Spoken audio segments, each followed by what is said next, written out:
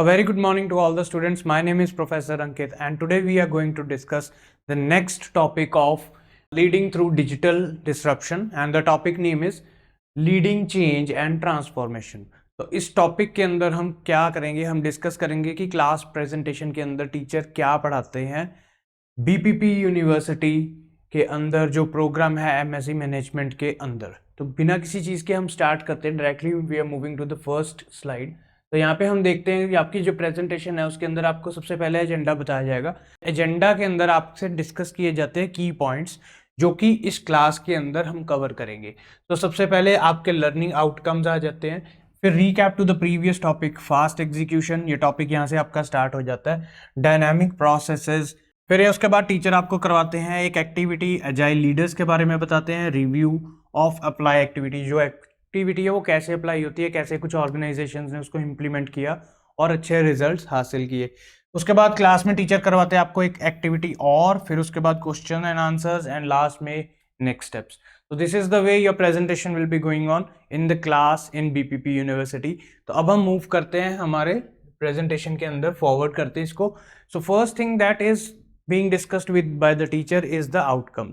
तो आउटकम आपको बताते हैं कि आउटकम का मतलब क्या है कि अगेन जब आप आज की प्रेजेंटेशन को अटेंड करेंगे तो उसके बाद आपको क्या चीज़ वहाँ पे मिलेगी। तो सबसे पहले explore why it is important for companies to react rapidly to changes and execute decisions fast. Companies के लिए क्यों इंपॉर्टेंट है कि कोई भी डिसीजन को फटाफट एग्जीक्यूट किया जाए और हर तरह की चेंज को रैपिडली इंटरेक्ट करके उस चेंज को एक्सेप्ट या रिजेक्ट किया जाए। तो ये जो चेंजेस होती हैं, जो डिसीजंस होते हैं, ये इसलिए इंपॉर्टेंट होते हैं क्योंकि मार्केट के अंदर हर रोज़ नया कुछ हो रहा है एंड ऑर्गेनाइजेशंस को अपने आप को सस्टेन करने के लिए बहुत सारी चीज़ें करनी पड़ती हैं।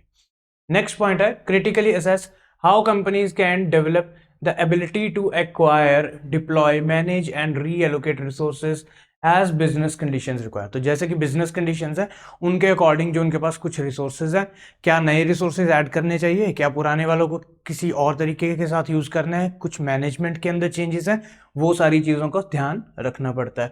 Analyse how companies can rapidly introduce new business processes and adapt existing ones. तो नए प्रोसेस हैं उनको कैसे अडेप्ट करना है या उस नए प्रोसेस को उनको इंट्रोड्यूस करना है, यस और नो, ये सारी चीजें भी इस प्रेजेंटेशन के अंदर कवर हो जाएंगी। तो लास्टली यहाँ पे explore skills and capabilities to become agile leaders. तो यहाँ पे हमने एजाइल लीडर बनने के ऊपर ही सारी चीज को स्ट्रेस आउट किया हुआ है कि एजाइल लीडर बनना है, क्यों बनना है, to cope with the increasing pace and unpredictability of change. तो जो चेंजेस मार्केट के अंदर आ रही हैं, जो चेंजेस कंपनीज को चाहिए, वो चेंजेस की अनप्रेडिक्टेबिलिटी, क्योंकि प्रेडिक्ट नहीं कर सकते हमें क्या आज क्या चीज़ की रिक्वायरमेंट है, कल किस चीज़ की रिक्वायरमेंट है। तो उन चेंजेस को एक्सेप्ट करने के लिए हमें एजाइल लीडर बनना पड़ेगा। तो ये एजाइल लीडर बनने के लिए कौन से स्किल्स और कैपेबिलिटीज हमें चाहिए होंगी, तो ये सारा कुछ आज की क्लास के अंदर डिस्कस किया जाएगा।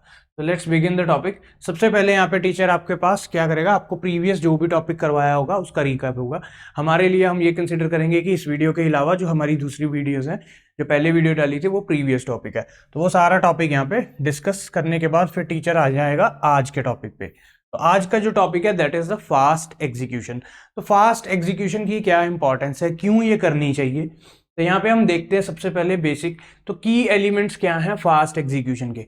कहीं भी फास्ट एग्जीक्यूशन करनी है तो उसका मतलब क्या है, the company's ability to react to changes quickly and effectively. कोई कंपनी है, उसने कुछ चेंजेस करनी है, तो कैसे वो उनको इफेक्टिवली और क्विकली रिएक्ट करते हैं। तो ये दो मेन कारणों के ऊपर डिपेंडेंट है। फर्स्टली डायनामिक रिसोर्सेज, कि जो रिसोर्सेज हैं कंपनी के पास वो कितने डायनामिक है, कितने जल्दी चेंज हो सकते हैं, कितने एक्सेप्टेबल है, कितने फ्लेक्सिबल है। एंड सेकेंडली डायनामिक प्रोसेसेस, तो जो कंपनी के प्रोसेसेस हैं वो कैसे हैं, क्या उनके अंदर कुछ चेंजेस लाई जा सकती हैं, क्या वो केपेबल है इन चीज़ों के। तो ये सारे फर्दर डिवाइड किए गए हैं। अब आप देख सकते हो जो रिसोर्सेज हैं उनको फर्दर दो पार्ट्स में डिवाइड कर दिया। एक तो बोल दिया एजाइल टैलेंट, तो जनरली आप इसको कंसिडर करें ओनली टैलेंट। तो यहाँ पे टैलेंट की बात हो रही है और यहाँ पे हो रही है टेक्नोलॉजी, कि जो हमारे पास रिसोर्सेज हैं वो लोग हैं, या तो ह्यूमन होंगे, है ना, सारे। तो जो भी लोग हैं, एम्प्लॉयज़ हैं, वो ह्यूमंस हैं। तो एक तो ये रिसोर्स हो गया ऑर्गेनाइजेशन का। सेकेंडली ऑर्गेनाइजेशन का जो रिसोर्स होता है वो होता है टेक्नोलॉजी, कि हम कौन सी टेक्नोलॉजी यूज़ कर रहे हैं। इसके अलावा जब हम बात करेंगे प्रोसेसेस की, तो प्रोसेसेस भी दो पार्ट के अंदर डिवाइड किए गए हैं। तो firstly introduce new processes quickly, कि जो प्रोसेसेस हैं नए वो कितनी क्विकली हमारे पास आते हैं, यानी कि कितने हमारे डायनामिक है प्रोसेसेस। कंपनी के पास कुछ काम करने के लिए दो प्रोसेस है पर वो पुराने हैं, नया प्रोसेस मार्केट में आया या नया इन्वेंट किया या खुद उन्होंने देखा कि इसकी ज़रूरत है, इम्प्लीमेंट कर दिया, तो कितनी जल्दी वो नया प्रोसेस यूज़ कर रहे हैं। Secondly adapt existing processes quickly, तो कुछ ऑलरेडी उनके पास प्रोसेस है उनको कितनी तेजी के साथ वो इम्प्लीमेंट करते हैं। तो यहाँ से आपने ये चीज़ें समझ ली कि एक तो हमारे पास है डायनामिक प्रोसेस, सेकेंडली है हमारे पास डायनामिक रिसोर्सेज। तो प्रोसेसेस और रिसोर्सेज को मिला के हमारे पास आती है फास्ट एग्जीक्यूशन, की कितनी जल्दी हम किसी चेंज को इफेक्टिवली हैंडल कर सकते हैं। इसके बाद आपको एक्सप्लेन किया जाता है कि चेंज मैनेजमेंट के जो कुछ इंपॉर्टेंट मॉडल्स हैं। तो यहाँ पे आपको बीपीपी यूनिवर्सिटी के अंदर 3 चेंज मैनेजमेंट मॉडल्स करवाए जाते हैं। फर्स्ट मॉडल है जो है Lewin's change management model, second model आपको मिलेगा एडकार मॉडल, और थर्ड मॉडल है आपका जो कॉटलर। ठीक है जी, कॉटलर का 8 स्टेप का मॉडल है, 8 स्टेप वाला एक प्रोसेस है। तो ये सारी तीनों चीज़ें डिस्कस की जाती हैं आपके साथ डिटेल के अंदर। तो सबसे पहले हम करेंगे लेविन का चेंज मॉडल। तो उन्होंने बोल दिया कि ऑर्गेनाइजेशन के अंदर कुछ ऑलरेडी सिस्टम चल रहा है, तो सबसे पहले हम उनको क्या करेंगे, अनफ्रीज करेंगे, कि जो काम चल रहा है उसको अनफ्रीज करना है, कि वो फ्रोजन स्टेट में अब वैसे है जैसे 1 साल 2 साल 3 साल 10 साल से चल रहा है वैसे का वैसे। पहले उसको तो अनफ्रीज करना है कि इस चीज़ को हमने चेंज करना है, उसको एग्जिस्टिंग सिस्टम के साथ थोड़ा अलग कर देना है, या फिर अगर वो वर्क कर रहा है तो उसको थोड़ी देर के लिए रोक देना है, उसको बोलते हैं अनफ्रीज। नेक्स्ट उसके अंदर आ गया चेंज और ट्रांजिशन। तो ज़रूरत के अनुसार, नीड के अनुसार वहाँ पे कुछ चेंजेस की जाती हैं, एंड जब वो चेंजेस हो जाती हैं, चेक कर लिया परफेक्टली फाइन है, तो उसको दोबारा से सिस्टम लगा दो या फिर उसको बोल दो कि फ्रीज कर दिया। रीफ्रीज भी बोल सकते हैं आप, रीफ्रीज क्योंकि पहले वो फ्रीज था उसको हमने अनफ्रीज किया, उसके अंदर चेंजेस की जो रिक्वायरमेंट थी और दोबारा से लगा दिया, रीफ्रीज कर दिया। So this is the way Lewin's change management model.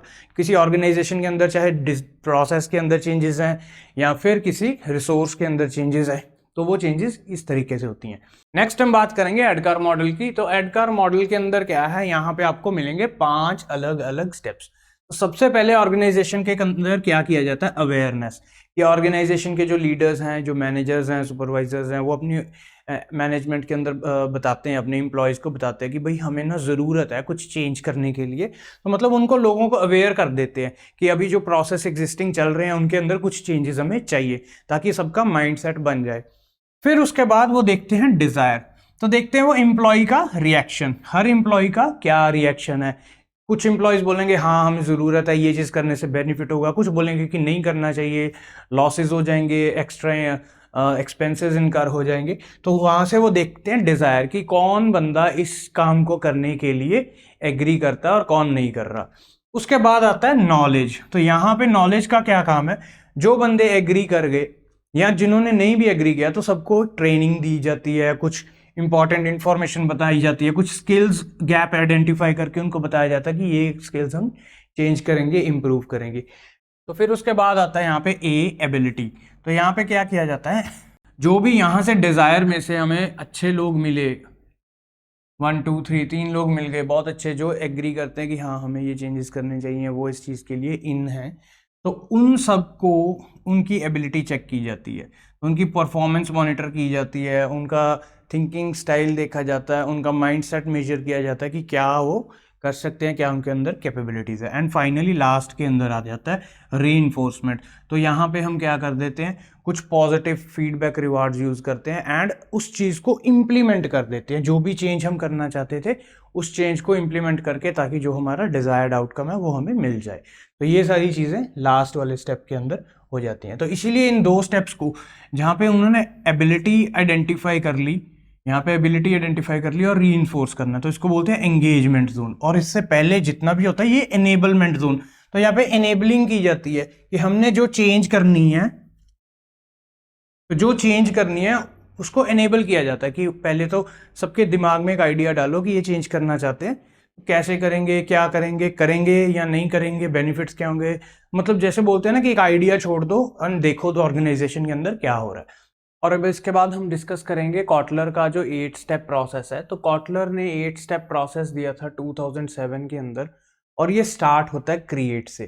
तो सबसे पहले क्या किया जाएगा, create a sense of urgency, कि हमें हमारी ऑर्गेनाइजेशन के अंदर कोई नई चीज़ इंप्लीमेंट करने की ज़रूरत है, कोई चेंज लेके आने की ज़रूरत है। उसके बाद बिल्ड अ गाइडिंग कोएलिशन, तो बताया जाएगा कि भाई ये रिक्वायरमेंट है, ये नीड है करंटली, और हमें ये ऐसी चीज़ें करने के बाद ये इम्प्लीमेंट करना पड़ेगा चेंज, क्यों, और साथ में रीज़न भी दिए जाएंगे क्योंकि हमें अपने ऑर्गेनाइजेशन को सस्टेनेबल रखना है। फिर उसके बाद आता है form a strategic vision and initiatives, तो वहाँ पे विजन बताया जाएगा कि यहाँ पे हमारी ऑर्गेनाइजेशन करंटली है और इसके बाद यहाँ तक ये मूव करना चाहती है। एनलिस्ट किया जाएगा अ वॉलंटियर आर्मी, एक आर्मी बनाई जाएगी, कुछ अलग से कुछ इंडिविजुअल्स यानी कि जॉब कर रहे हैं जो इंडिविजुअल जो एम्प्लॉयज़ हैं उनको सिलेक्ट किया जाएगा, उनको एक टीम फॉर्म में लेके आ जाएगा एंड उनको ये एंटाइटल किया जाएगा कि भाई ये वाली चेंज आप लोगों ने लेके आनी है, आपने इसके ऊपर वर्क करना है, एक्स्ट्रा टाइम लगाना है एंड आपको ही रिवॉर्ड्स मिलेंगे। Enable action by removing barriers, अब यहाँ से आइडेंटिफाई करना है कि वो टीम तो बन गई, टीम ने जब इम्प्लीमेंट होना है, जब अपने काम करने, तो उनको कौन से बैरियर्स हैं, कौन सी परमिशंस लेनी पड़ेंगी, वो सारी चीज़ें दूर कर देनी है ताकि टीम इफेक्टिवली वर्क कर सके।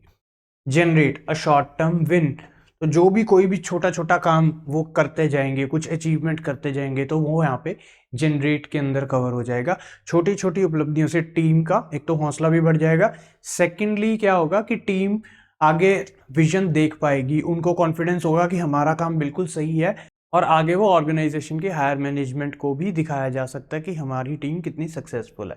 फाइनली सस्टेन, अब यहाँ पे सस्टेनेंस है, इस टीम को अपना काम एक्सेलरेट करना है, उसको पहले उन्होंने प्रूव तो कर दिया कि भाई हम अच्छा काम कर सकते हैं, हम ये चेंज लेके आ सकते हैं, अब उसको एक्सेलरेट करना है कि इसको जल्दी से कंप्लीट करना है, कहीं ये ना हो कि फेल हो जाए, बीच में ही बात रह जाए। और लास्ट में इंस्टीट्यूट, अब यहाँ पे जो वो चेंज है उस चेंज को इम्प्लीमेंट कर दिया जाएगा एंड फाइनली जो ऑर्गेनाइजेशन रिजल्ट एक्सपेक्ट करती है वो एक ना एक दिन आ ही जाएंगे। इसके बाद हम नेक्स्ट पार्ट देखते हैं। नेक्स्ट के अंदर हम बात करेंगे डायनामिक प्रोसेसेस की। तो जो ऑर्गेनाइजेशन के अंदर कुछ प्रोसेस है, या तो एग्जिस्टिंग प्रोसेसेस हैं, या फिर कुछ नए प्रोसेस ऐड करने हैं, या फिर एग्जिस्टिंग के अंदर चेंज करके दोबारा उनको इम्प्लीमेंट करना है, तो इनको हम बोलते हैं डायनामिक प्रोसेसेस। तो डायनामिक प्रोसेसेस की अगर हम बात करेंगे तो जैसे मैंने आपको बोला था कि एक तो अडैप्ट एग्जिस्टिंग प्रोसेस क्विकली, एक प्रोसेस हमारे पास है, मान लो ए बी सी, यहाँ पे कुछ प्रोसेस पड़े हैं पर इनको कभी यूटिलाइज नहीं किया, तो जैसे हमें पता लगा कि ऑर्गेनाइजेशन के अंदर या मार्केट के अकॉर्डिंग कुछ चेंजेस आ रही हैं, तो आपने प्रोसेस ए बी सी जो भी सूटेबल है उसको आपने क्विकली अडेप्ट कर लिया, ऑर्गेनाइजेशन के अंदर ले आए और उसको इम्प्लीमेंट कर दिया। ऑन द अदर हैंड यहाँ पे हमारे पास है इंट्रोड्यूस न्यू प्रोसेस क्विकली, तो यहाँ से हम क्या करेंगे, न्यू प्रोसेस होगा जो वो बाहर से ऑर्गेनाइजेशन के अंदर लेके आएंगे और उसको क्विकली आइडेंटिफाई करेंगे। अब एग्जिस्टिंग के अंदर क्या है हमारे पास, जैसे कि IoT है, डिजिटल ट्विन है, टेस्ट लर्न रिपीट मॉडल है, तो ये हमें बताते हैं कि हमारे पास ऑलरेडी कुछ प्रोसेसेस हैं, उनको जस्ट इम्प्लीमेंट करना है ना। जैसे हम बोलते हैं कि अगर ऑर्गेनाइजेशन के अंदर ईमेल आ जाए तो उस ईमेल को ऑटोमेटिकली हम इस डेटाबेस के अंदर सेव करके रख लेंगे ताकि फ्यूचर में अगर यूजेज है, अगर चाहिए तो वहाँ से ले लेंगे।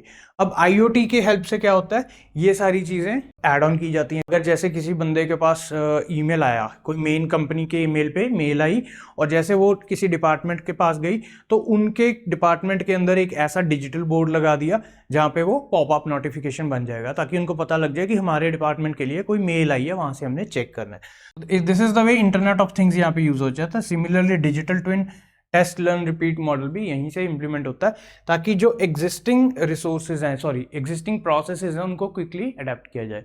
अब बात यहाँ पे करते हैं न्यू प्रोसेसेस की। तो जब न्यू प्रोसेसेस की बात हो रही है तो हमारे पास सबसे पहले ये चीज़ें आती है, जैसे कि नेटफ्लिक्स ने इंप्लीमेंट किया, उबर ने किया, फेसबुक ने किया, तो ये सारी चीज़ें देखी जाती है कि यह वाई यानी कि क्यों करें, व्हाट यानी कि क्या करें, और हाउ कैसे करें।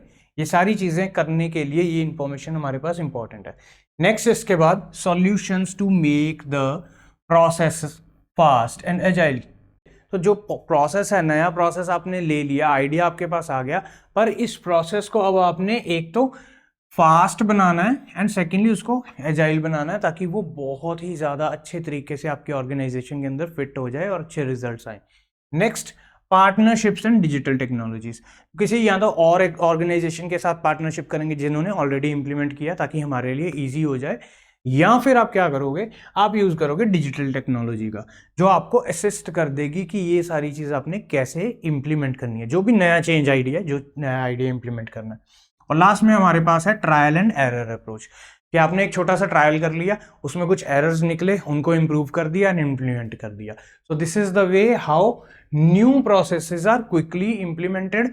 और यहाँ पे ये जो मेथड है, जो पुराने प्रोसेसेस हैं उनको क्विकली इम्प्लीमेंट करने के लिए ये सारे तरीके। तो यहाँ पे आपने यहाँ कुछ एग्जांपल्स बता दी, जैसे रिटेल नेक्स्ट ने किया, सीमेंस ने किया, टेंसेंट ने किया। तो ये कुछ ऑर्गेनाइजेशन है जिन्होंने ऐसी चीजें कर रखी हैं।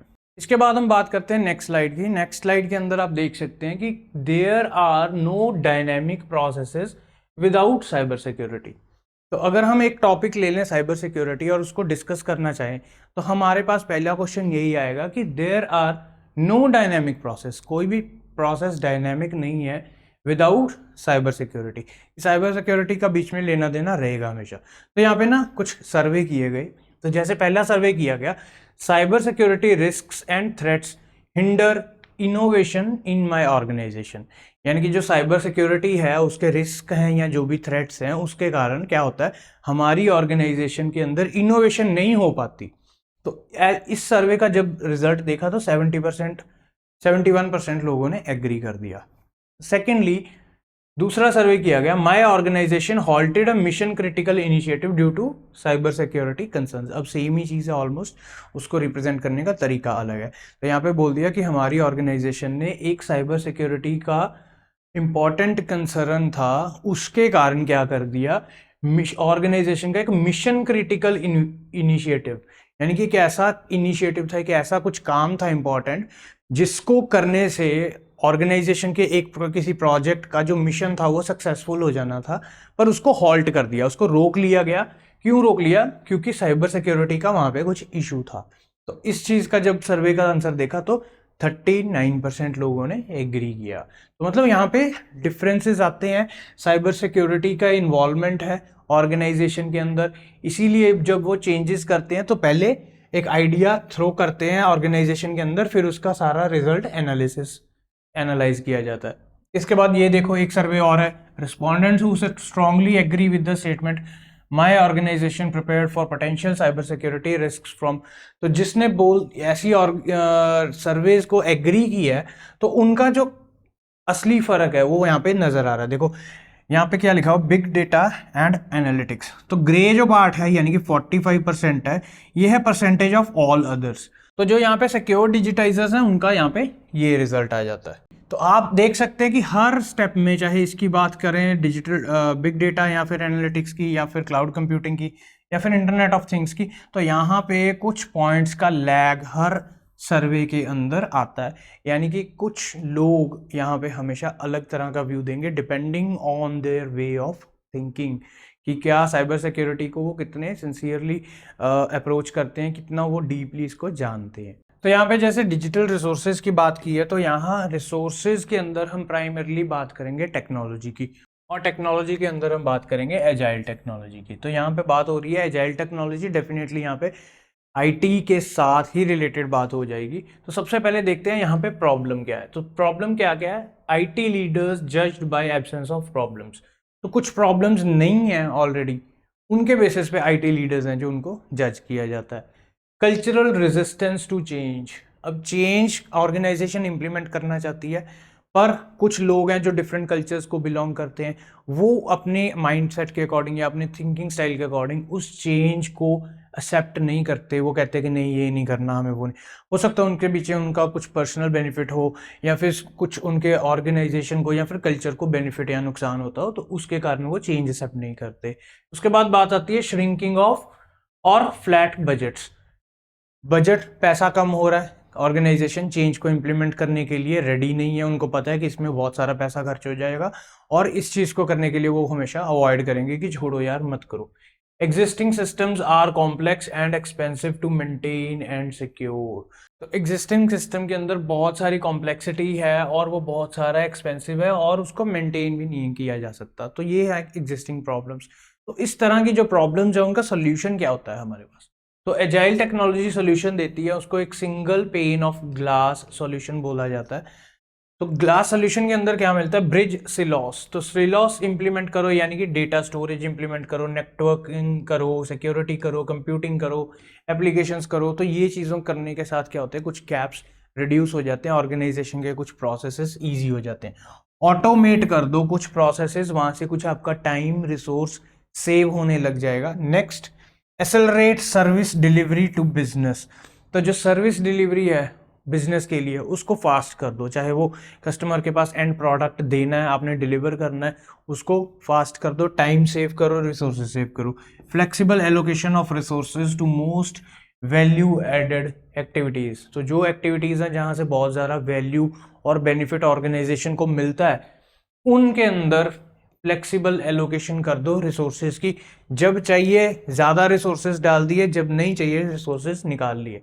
और लास्टली, सेटअप ऑपरेशनल पॉलिसीज। तो ऑपरेशन को एग्जीक्यूट करने के लिए कोई ना कोई पॉलिसीज बना दो ताकि उनका लेजिटिमेट यानी कि बेस्ट और अच्छा पॉसिबल यूजेज हो जाए, कोई मिसयूज ना हो जाए। इसके बाद हम बात करते हैं नेक्स्ट, यानी कि आ गए हमारे पास एजाइल टैलेंट्स।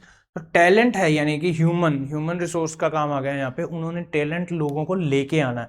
तो कैसे लेके आते हैं वो? तो कुछ पहले ये नाम हमारे पास पॉपुलर है, ह्यूमन क्लाउड हो गया, इंटेलिजेंट टैलेंट एक्विजिशन हो गया, जैसे कि हायर व्यू हो गया या फिर लिंक्ड हो गया। ये कुछ ऐसे प्लेटफॉर्म है जहाँ पे लोगों को सिलेक्टिवली उनकी अप्रोच देख के, उनकी बिजनेस प्रोफाइल, उनका करियर, उनकी क्वालिफिकेशंस, उनके वॉलंटियर एक्टिविटीज, उन सब चीज़ों को एनालिसिस किया जाता है डेटा एंड एल्गोरिथम की हेल्प से। एंड सही तरह की जो मेन इंपॉर्टेंट हम बोलते हैं वो जो चाहिए सिर्फ वही लोगों को रिक्रूट किया जाता है। उसके बाद बात आती है, जैसे वाइजर की बात हो रही है, यहाँ पे भी इंटेलिजेंट टैलेंट एक्विजिशन होती है।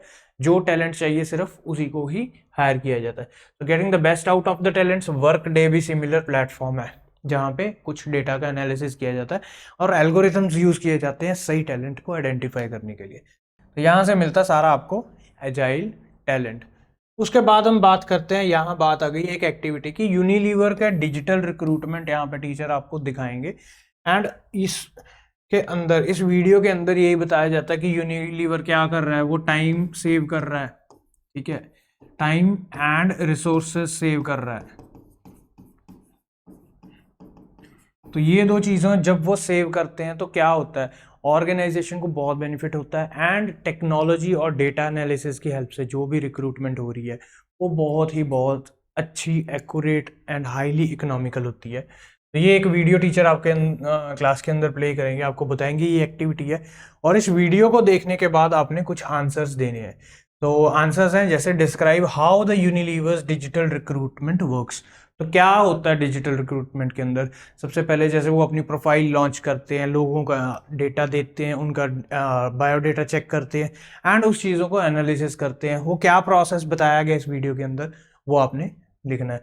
What are the benefits brought from this digital recruitment. तो बेनिफिट्स क्या हैं? आपकी क्लास के अंदर टीचर आपको 4 ग्रुप्स में डिवाइड कर सकते हैं, एक एक क्वेश्चन दे दिया सबको, 15 मिनट टाइम दे दिया और आंसर करना है।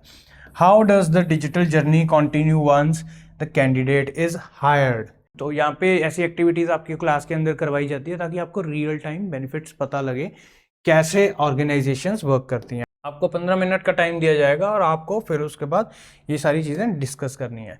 नेक्स्ट पार्ट आ गया इसके अंदर, एजाइल लीडर्स। तो अब हम बात करेंगे एजाइल लीडर्स की। जो लीडर्स हैं वो एजाइल कैसे हैं, उनको कैसे देखा जाता है, क्या रिक्रूट किया जाता है। तो इसमें हम बात करते हैं, यूज करते हैं की characteristics of agile leaders. 4 main characteristics हैं जो देखे जाते हैं कि एजाइल लीडर्स के अंदर हैं, यस और नो। सबसे पहला, humble, accept feedback, acknowledge that others know more than they do. तो सबसे पहले वो क्या करते हैं, जो फीडबैक उनको मिलता है वो खुद उसको एक्सेप्ट करते हैं, मानते हैं कि हाँ मेरे के अंदर कुछ कमी है और मेरे को इसको इम्प्रूव करना पड़ेगा। और साथ ही साथ ये भी मानते हैं कि अदर्स, उनके अलावा जिन्होंने उसको फीडबैक दिया है, उनको भी मेरे से ज़्यादा पता हो सकता है या उनको उससे ज़्यादा पता हो सकता है जितना कि हम जानते हैं उसको, है ना। तो जब हमें लगता है कि इसको इतना पता है तो उसको उससे भी ज़्यादा पता हो सकता है। तो यहाँ पे सबसे पहले वो चेक करते हैं कि कितने हम्बल हैं वो, कितने यही की कैरेक्टरिस्टिक है उनके अंदर होना चाहिए। Next, visionary. अब विजनरी क्या होता है? Clear sense of long term direction, कि दूर तक देखते हैं, दूरअंदेशी ज्यादा है कि ऑर्गेनाइजेशन को आज किस चीज की जरूरत है, कल किस चीज की जरूरत होगी और परसों क्या चीज चाहिए होगी। Even in the face of short term uncertainty, थोड़ी देर के लिए तो पता ही नहीं कि ऑर्गेनाइजेशन को अगले महीने क्या चाहिए, बट ऐसे केसेस के अंदर भी वो विजन रखते हैं कि इस सिचुएशन के बाद क्या होगा और तब क्या चाहिए होगा। नेक्स्ट आ गया अडेप्टेबल। सो कितने अडेप्टेबल हैं वो, एक्सेप्ट करते हैं किसी चेंज को कितनी जल्दी से, एंड उनके माइंड के अंदर नई इंफॉर्मेशन है जो वो कैसे स्ट्रेंथन होती है। तो ये चीज भी एक एजाइल लीडर का की कैरेक्टरिस्टिक्स है। और लास्ट के अंदर वो कितने ज्यादा एंगेज्ड है, कितने ज्यादा इन है वो ऑर्गेनाइजेशन के अंदर चेंजेस को इंप्लीमेंट करने, how much willing they are, कोई इंटरेक्शन करनी है, कोई कम्युनिकेशन करनी है, इंटरनल एक्सटर्नल स्टेक होल्डर से बात करनी है, या फिर कोई नया ट्रेंड आ रहा है, इमर्जिंग ट्रेंड है, उसके साथ अपने आपको रिलेट करना है। तो ये एबिलिटी जिसको हम बोलते हैं कितने वो एंगेज्ड है। तो ये 4 एबिलिटीज हैं जिसको डिस्कस किया जाता है एजाइल लीडर्स की सक्सेसफुल होने के साथ, और यही बनते हैं उनके की कैरेक्टरिस्टिक्स। लास्ट, इसके बाद हम बात करेंगे एक और एक्टिविटी होगी। तो यहाँ पे review of the apply activity, जो अप्लाई एक्टिविटी थी वो अप्लाई हो जाएगी। तो फॉर्मेटिव असेसमेंट के बारे में टीचर बता देगा, is the only chance to get feedback from your tutor. तो सबसे पहले फॉर्मेटिव असेसमेंट होती है आपके आइडिया की, जो कि जिसकी आपकी डिसर्टेशन या फिर आपने रिपोर्ट्स क्रिएट करनी है। तो यहाँ पे एफए होता है। ये अप्रॉक्सीमेटली क्या है, एक ऐसी फाइल होती है जिसके अंदर टीचर आपको बताएगा कि आपने 1000 वर्ड्स के अंदर एक्सप्लेन करना कि आपके मन के अंदर क्या कॉन्सेप्ट है, क्या चीज़ आप लेना चाहते हो टॉपिक, और किसके ऊपर आप अपनी असाइनमेंट्स क्रिएट करोगे।